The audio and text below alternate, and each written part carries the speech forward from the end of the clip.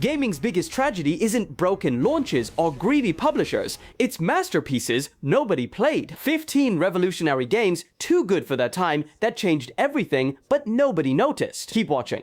Let's start with number 15. Katana Zero dropped in 2019 with everything an action game needs. Lightning-fast combat where you plan your attack in slow motion, then execute it in real time. A neon-soaked cyberpunk story that actually makes sense. Drug-fueled time manipulation that feels like controlling a fever dream. This game perfected the one more run loop that made Hotline Miami famous, then added a narrative so twisted it puts most AAA studios to shame. But here's the thing about indie perfection. It gets lost in the noise. While everyone was talking about Apex Legends and Sekiro, this masterpiece was sitting there with a 93% positive rating on Steam and almost nobody playing it. The combat system that lets you deflect bullets with a katana, that's not just cool, that's revolutionary. Yet it stayed buried in the indie section, while inferior action games got millions of views on Twitch. Number 14 takes us back to 2010 with Enslaved Odyssey to the West. This game had everything going for it: a script written by Alex Garland, the genius behind Ex Machina and Annihilation, facial animation technology that made other games look like puppets, an emotional bond between characters that felt real in a way most games still can't achieve. The relationship between Monkey and Trip wasn't just good storytelling, it was a masterclass in interactive narrative. But Enslaved launched right into the brown and gray shooter era. While everyone was obsessing over Call of Duty and Gears of War, here's this vibrant post-apocalyptic world with actual colors and feelings. The market wanted explosions and multiplayer modes. Enslaved offered gorgeous environments and character development. It was like bringing a symphony to a heavy metal concert. Brilliant, but completely wrong for its moment. Number 13 is Vanquish, and this one hurts because Platinum Games created something genuinely revolutionary. Imagine if Bullet Time had a baby with rocket boots and grew up in a world where cover shooting actually felt exciting. You're not hiding behind walls waiting for your health to regenerate. You're rocket sliding across battlefields, slowing time mid-slide to line up impossible shots, then boosting away before enemies can react. The speed of this game makes every other third-person shooter feel like you're moving through molasses. The boss fights are pure spectacle. Giant robots that take up entire screens while you're zipping around like a caffeinated superhero. This should have been the game that proved cover shooters could be more than boring. But Vanquish was too short for $60 and too hardcore for casual players. It demanded precision and rewarded mastery in an era when games were getting easier and longer. Players wanted 40-hour experiences they could cruise through. Vanquish gave them a 6-hour masterclass that kicked their teeth in. The market wasn't ready for a game that respected their intelligence and demanded their best. But being first doesn't guarantee success. Sometimes being too good for your time means being forgotten by history. That's about to get much worse as we move from smaller studios to major publisher failures. Number 12 is Singularity, and this one's a perfect example of how publishers can kill masterpieces through pure neglect. Raven Software created something incredible here. Time manipulation powers that actually changed the environment around you. Rust bullets that aged enemies into dust. A time device that could revert destroyed bridges back to working condition or age-locked doors until they crumbled apart. The weapon variety was insane. You could shoot someone with an aging bullet and watch them decay in real time, then use your time device to reverse the process and watch them rebuild themselves. Environmental puzzles where you'd age a staircase to make it collapse, then revert time to use it as a ramp. This wasn't just another shooter with a gimmick, this was a complete reimagining of how players could interact with game worlds. But Activision had one priority in 2010, Modern Warfare 2. Every marketing dollar, every promotional push, every ounce of attention went to their cash cow. Singularity got zero advertising budget and launched into complete silence. Players who found it called it brilliant. The problem was nobody found it. Activision treated their own game like it didn't exist, and the market responded accordingly. Number 11 takes us to the Saboteur, and this might be the most visually striking game ever made. Picture Nazi-occupied Paris, drained of all color, rendered in stark black and white like a film noir nightmare. Then imagine that color returns as you liberate each district. Buildings bloom from gray to vibrant reds and blues, people's faces gain warmth and life, the entire world transforms from oppression to hope through your actions. This wasn't just artistic brilliance, it was mechanical genius. The color system provided instant visual feedback about your progress. You could look at the skyline and immediately understand which areas needed liberation. The climbing mechanics felt like Assassin's Creed with actual weight and consequence. Combat mixed stealth infiltration with explosive sabotage in ways that made every mission feel like a Resistance movie. But the Saboteur launched with a death sentence. EA was shutting down Pandemic Studios even as the game hit shelves. No post-launch support, no marketing push, no faith from the publisher. The developers were literally clearing out their desks while players were discovering their masterpiece. You can't build an audience when your own publisher has already moved on.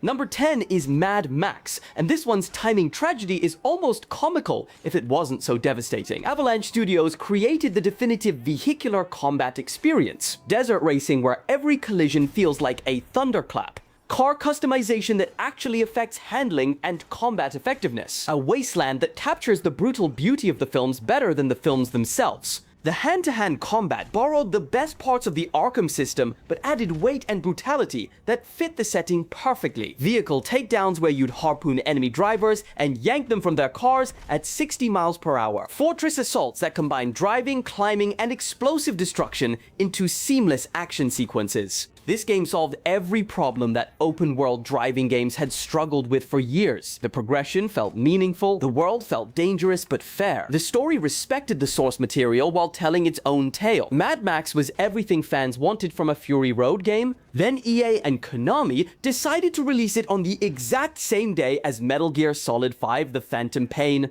September 1st, 2015. The most anticipated stealth game in years versus a movie tie-in that looked like every other open-world game. The choice was obvious for most players, and it was wrong. Number 9 is Binary Domain, and this represents everything wrong with how great games get marketed. Yakuza Studio created something revolutionary here. A squad-based shooter where your teammates actually responded to how you treated them. Ignore someone's suggestions and they'd stop helping in combat. Accidentally shoot a teammate and they'd lose trust, affecting their performance for the rest of the game. Voice recognition technology that let you actually talk to your squad and get real responses. The enemy design was pure genius. Robots that would keep fighting even after losing limbs, crawling toward you with sparking wires and determination. Boss fights against massive mechanical spiders in Tokyo's neon-lit districts. A story that asked real questions about artificial intelligence and consciousness years before Detroit Become Human got praised for the same themes.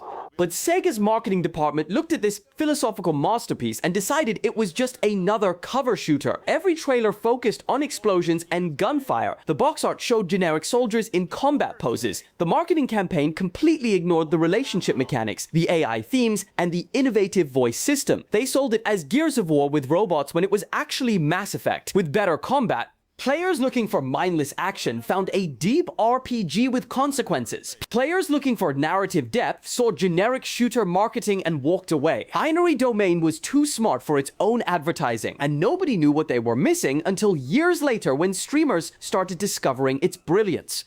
Number 8 takes us to Alpha Protocol, and this one's painful because the game underneath the problems was absolutely incredible. Obsidian Entertainment created the spy RPG that everyone claims they want, but nobody recognizes when they get it. Your choices didn't just affect dialogue trees, they completely changed mission structures, available allies, and story outcomes in ways that most RPGs still can't match. The conversation system was revolutionary. No good or evil meters, just realistic responses that reflected how a real spy might handle situations. Aggressive, suave, or professional approaches that opened different paths through every interaction. Characters would remember everything you said and did, creating a web of relationships that made each playthrough genuinely unique.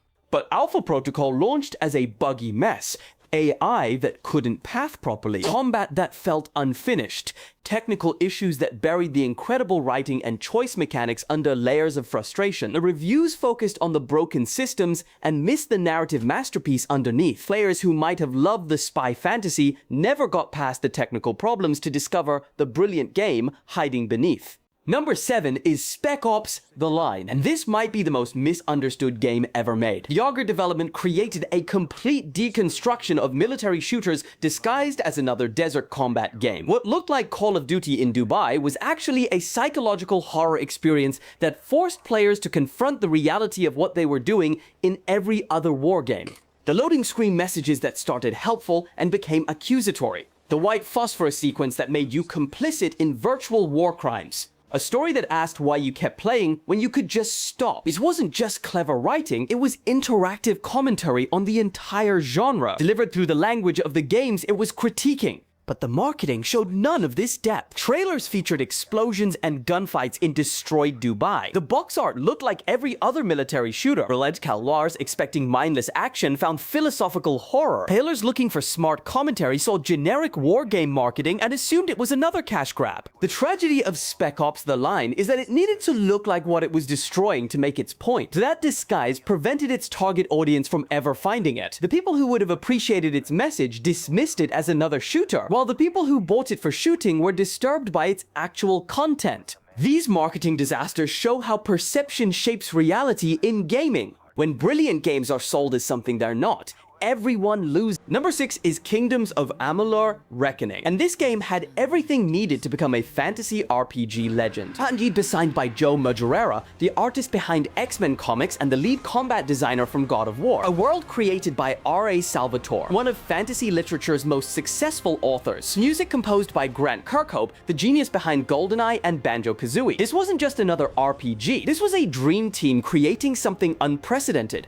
The combat system was revolutionary. Fluid combos that let you chain magic, melee, and ranged attacks into devastating sequences. Weapon switching mid-combo that made every fight feel like a dance of destruction. A fate system that let you build toward massive finishing moves that could clear entire battlefields. This was Skyrim's exploration and scope combined with God of War's precise, satisfying combat. The world was massive but meaningful. Hundreds of hours of content never felt like padding. Side quests with actual stories and consequences. A crafting system that let you create weapons better than anything you could find. Character progression that made every level feel significant. This should have been the RPG that defined the 2010s.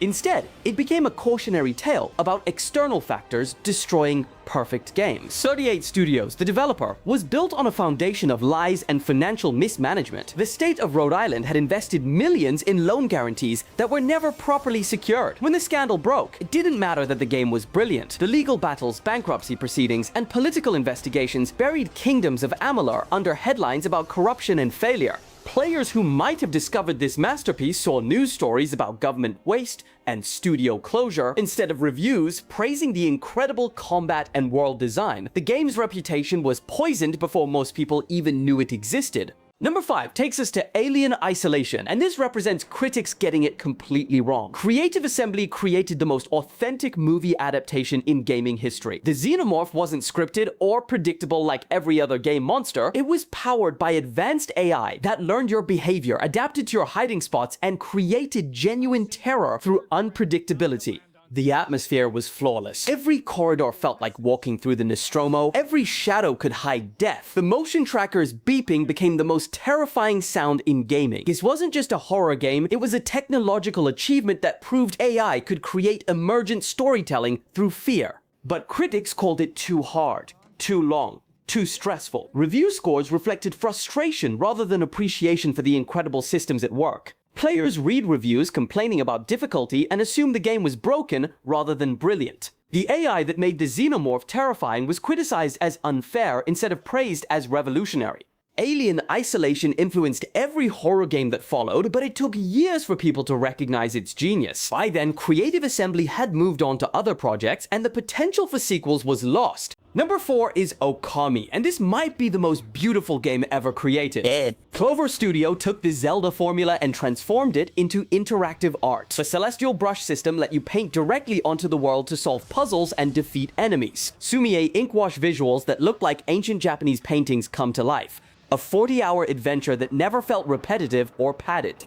Every mechanic reinforced the artistic theme, painting cherry blossoms to make trees bloom, drawing wind to move objects. creating fire by painting flames. This wasn't just clever design, it was poetry expressed through gameplay. The wolf protagonist Amaterasu felt more alive than most human characters in other games.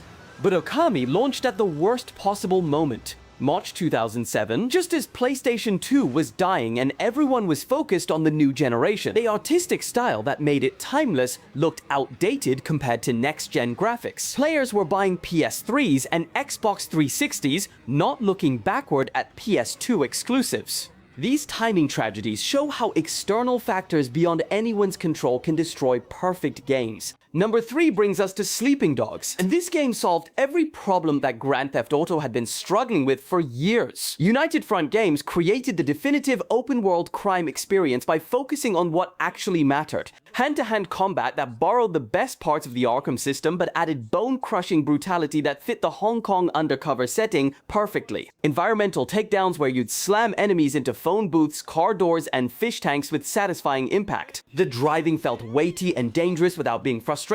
Motorcycles that handled like actual motorcycles instead of cars with 2 wheels.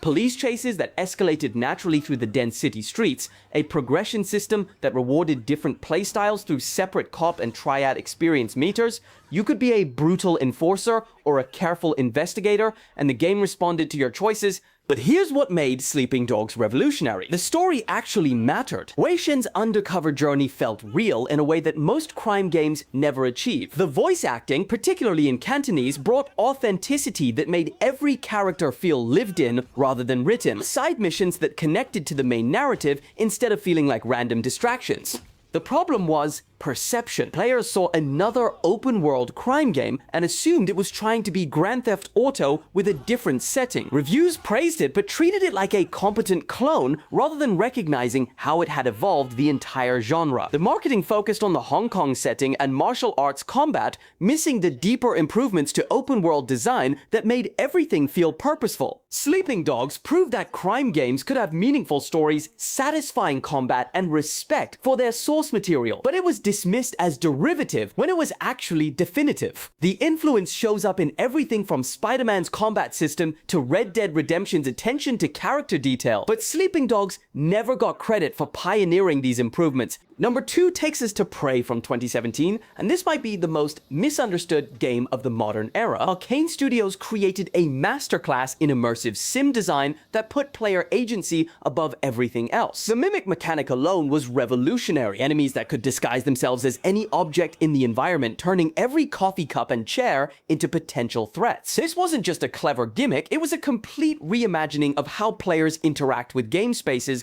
The Neuromod system let you literally become anything. Want to turn into a coffee cup to hide from enemies? Install the Mimic powers. Prefer to hack every system on the station? Focus on technical abilities. Want to become a psychic powerhouse who throws enemies around with your mind? The game supported that too. This wasn't just character customization, it was fundamental transformation of how you experience the world. Every problem had multiple solutions. Locked doors could be bypassed by turning into small objects and rolling through gaps, hacking terminals, finding keycards, or simply blasting through walls with explosive powers. The space station Talos, I felt like a real place with logical layouts and believable systems. Environmental storytelling that revealed the disaster through scattered emails, audio logs, and visual details without ever stopping the action. But Bethesda's marketing completely failed this masterpiece. The name Prey connected it to a completely unrelated 2006 game about Native American protagonists and alien abduction. Trailers made it look like a generic space horror shooter instead of showcasing the incredible systems and player freedom. The mimic mechanics that made exploration terrifying and exciting were barely mentioned in promotional materials. Players expecting a spiritual successor to the original Prey found something completely different. Players looking for innovative, immersive sims saw confusing marketing and assumed it was another generic sci-fi shooter. The audience that would have appreciated its brilliance never knew what they were missing, while the audience that found it was looking for something else entirely. These modern masterpieces show that even recent games with major publisher backing can be completely misunderstood by markets that aren't ready for their innovations. Number 1 is Titanfall 2, and this represents the ultimate tragedy of games being too good for their time. Respawn Entertainment created something that shouldn't have been possible, a single-player campaign that redefined what first-person shooters could be, attached to multiplayer so innovative that every shooter since has tried to copy its movement system.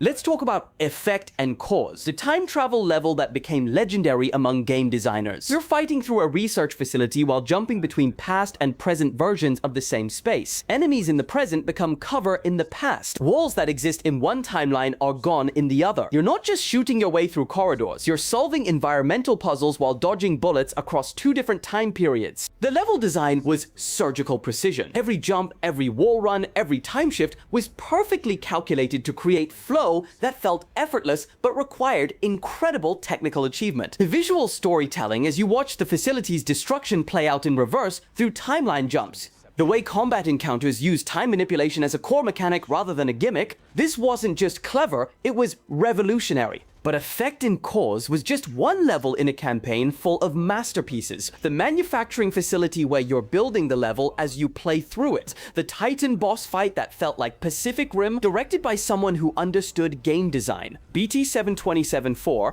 a robot companion with more personality and emotional depth than most human characters in other games. Critics who played it called it a masterpiece. Players who found it became evangelists, but there weren't enough of either to matter. Titanfall 2 sold poorly, killed hopes for a sequel, and scattered its development team to other projects. The innovations that should have influenced a generation of shooters became footnotes in gaming history.